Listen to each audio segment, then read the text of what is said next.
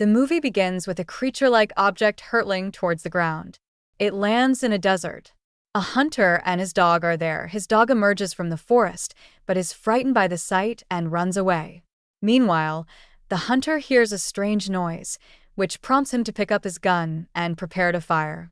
The scene then cuts to the main character, Renee, who is fond of keeping strange pets. We then see Renee burning her pet lizard because it died.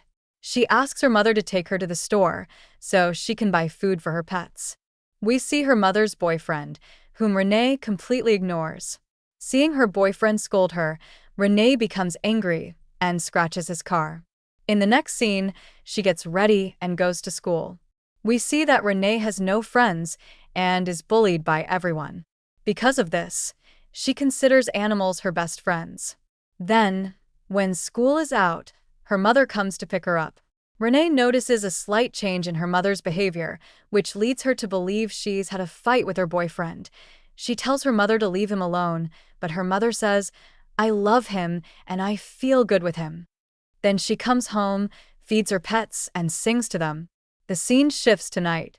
While everyone is sitting at the dining table, the mother's boyfriend points out the scratches on the car and a foul smell coming from the microwave. Renee reveals that she heated a dead rat in the oven for her snake. Seeing this, her mother's boyfriend becomes furious and hits her. Fed up with this rude behavior, Renee leaves the house on her ATV. She takes her ATV to a desert location and starts crying. Then she sees the same object. She approaches it, and a strange monster emerges from the wreckage. Renee is initially frightened, but later helps it and runs home.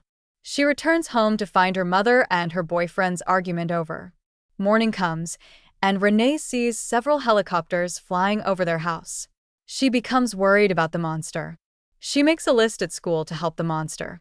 She asks her friends for various tools. Upon returning home, her parents call her and give her a 24-hour sobriety coin, which Renee refuses to accept, and she goes to her room. She then secretly takes her mother's friend's car keys and takes the vehicle. She finds a bottle of vodka, as well as a gun in the car. She gathers all the supplies and sets off to search for the monster in the desert. Renee drives to the same spot. At first, she doesn't see the creature, but then she uses her flashlight and finds it inside the crash site. She fires a test shot in the air with the gun, but the monster doesn't react at all. Renee approaches and sets up a camera. Still, the creature doesn't move. Renee thinks it might be dead and starts walking away. Suddenly, the creature jumps on Renee and knocks her onto the ground. It starts sniffing her, then moves away. Renee sees it clearly for the first time and confirms it's an alien. She tries to talk to it and offers it an apple, but the monster refuses to eat it. At that moment, helicopters fly past, and Renee tries to convince the alien that there's danger. In the evening, Renee returns home and realizes that the gun she took has been fired. It was probably left in the desert.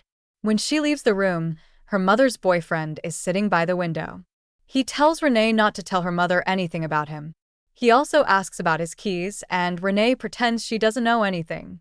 When she goes outside, she's shocked to find the same alien monster in the bushes. She tells it to go away, but it doesn't listen.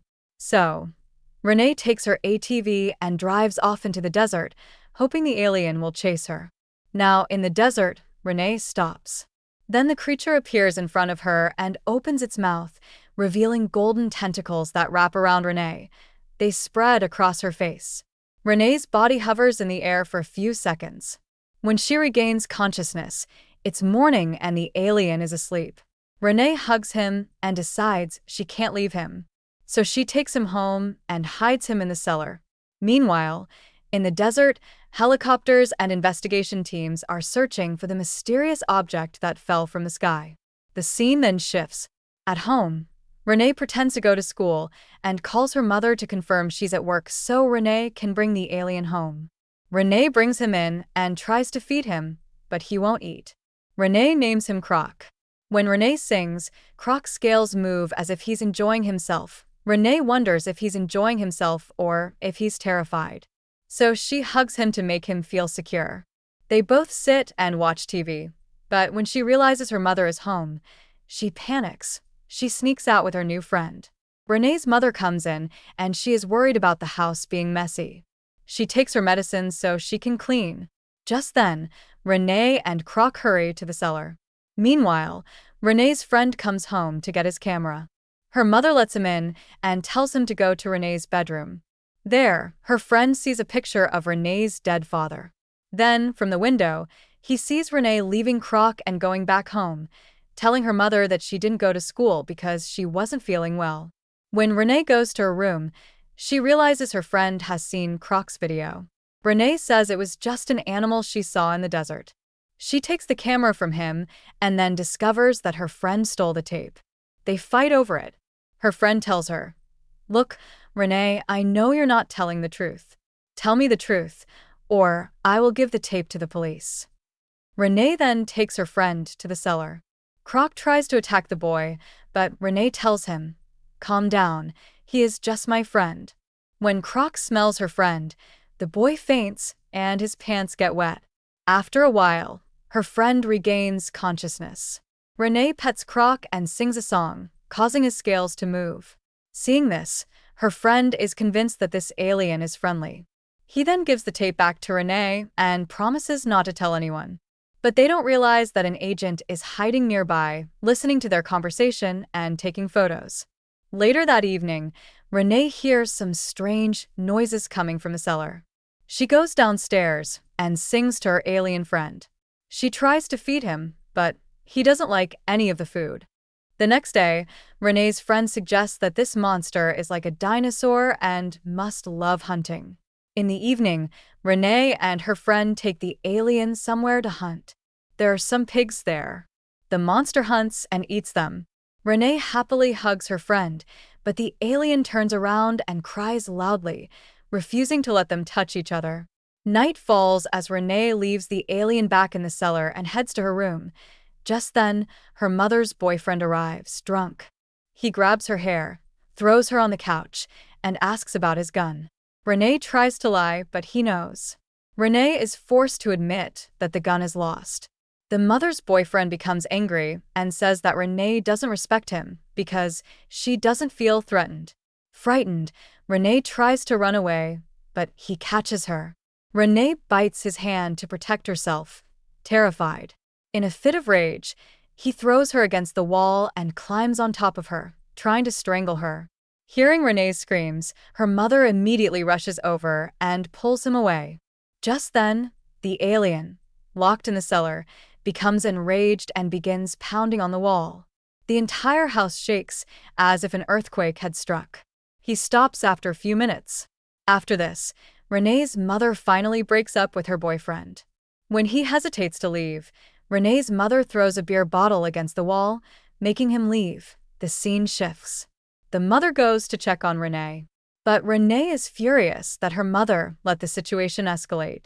She goes to the cellar and reminds her alien friend that he has to stay quiet and not show anyone that he lives there.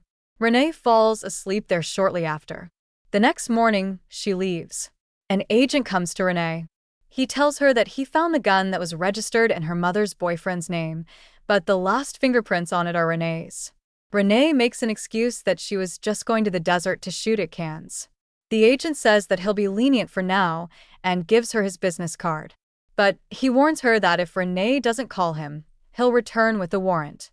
The scene shifts to Renee's mother noticing that there's no water in the house. So she calls a plumber. When the plumber goes into the cellar to check the problem, he spots the alien. Shocked, he attacks it with his tool, causing the alien to bite him. The frightened plumber flees in his van, but in his pain and panic, he crashes the van. Meanwhile, we see Renee return home from school. Her mother tries to talk to her, but Renee becomes angry and blames her for everything. Renee goes to the cellar and finds human blood on the floor. The alien is also injured and bleeding. She finally decides she can't keep her friend in the house any longer. The scene shifts to Renee's friend, who is visited by an agent who tries to extract information from him. In the evening, Renee takes her ATV and heads off into the desert, asking her alien friend to follow. The alien runs so fast that it outruns the ATV. After a while, they stop at a place where Renee's friend meets them.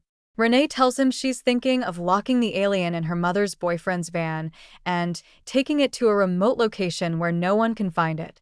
Renee's friend tells her that the agent also came to him and threatened to deport his immigrant relatives if he didn't provide information. But he says he didn't say anything. Renee hides Croc in a large box in the middle of the desert and returns home. As she's about to get into the van, the drunk boyfriend arrives, gun in hand, and pulls her out. He then forces Renee and her mother into the house and starts crying, complaining that no one loves him, and he becomes so angry that he breaks a table. The scene shifts to the desert, where a group of agents reach the box. But when they look inside, they find it empty. Croc has already broken the box and is heading back to the house. Inside, the boyfriend is beating Renee's mother, and the mother screams, telling her daughter to run. Renee tries to escape, but the boyfriend chases her and slams her face into the side of the van. He then points a gun at her, saying, "Your mother doesn't love me because of you." Croc then arrives and kills him. Renee tries to stop Croc, but he cries loudly and runs into the woods. A short while later, Renee's friend arrives and vomits in shock at the sight of the dead body. He reveals that he has spoken to the agent. Just then, the agent emerges from the house and shoots the tires of the ATV. The agent ties Renee to a chair, and his team attaches equipment to Renee's head and connects her to a computer. The computer confirms that the bond between Renee and her alien friend is strong. The agent breaks Renee's finger so that she screams, and Croc comes running. This is exactly what happens. As she screams, Croc hears everything and comes running back to her. He falls straight into a trap, where he is continuously tortured until he loses consciousness. Renee tries to save him, but the agent puts a mask over her mouth, rendering her unconscious. Croc is transferred to a detention facility. Renee is tied to a chair in an empty room. When the agent wakes her, she spits on his face. She claims Croc is her friend, but the agent says he is dangerous. He says she is the first human to survive.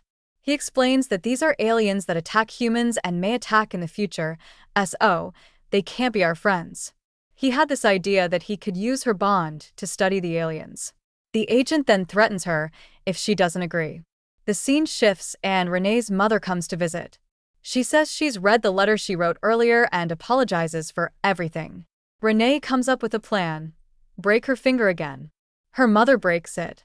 As her screams echo through the facility, the agent rushes in and tries to gag her, but Renee bites him. In a rage, Croc breaks the platform, freeing himself and killing the guards who try to stop him. Alarms go off, and lights start blinking. Croc runs out of the lab and runs through the corridors, killing anyone who gets in his way. Renee's mother, worried for her daughter, tries to reach her, but the doors are locked, forcing her to escape through the vents. She is shocked to find dead bodies lying near the doors. The agent and his partner prepare their weapons and aim at the door. However, Croc attacks them both, knocking them unconscious.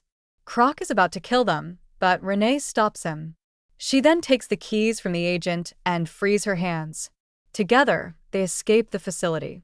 As Renee and her alien friend try to get into a car, the agent returns and begins shooting at them. Renee and the alien hide behind the car, but the agent keeps firing. Croc gets out to save Renee, and the agent fires repeatedly at him. Croc reaches the agent and kills him. Renee runs to Croc and finds him dead. The scene changes to a few days later when Renee, her mother, and her friend are having a picnic. The next scene shows a government lab where scientists are studying Croc's body. Then we sense movement, indicating that he's still alive. The movie ends with this. Thank you for watching.